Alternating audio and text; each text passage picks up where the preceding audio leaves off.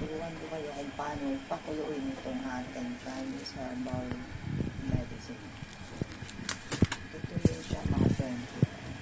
Patuloy lang ito sa mga Chinese medical shop. Ito yung mga dried na flower. At ito yung iniinom niya kung bossing pagka marami siyang nararamdaman sa yung pot na ginagamit nila na pagpakuluan ng mga Chinese herbal medicine nila mga friends. Kung wala naman kayo nito, pwede rin. Ayan, magpakulo tayo ng tubig. At ilalagay natin yung ating dried mixed flour. So, dito siya mga friends. At i-boil natin siya ng 10 minutes before. Ayan, lalagyan natin siya ng rock sugar. Ito na yun siya mga friendship pa yan.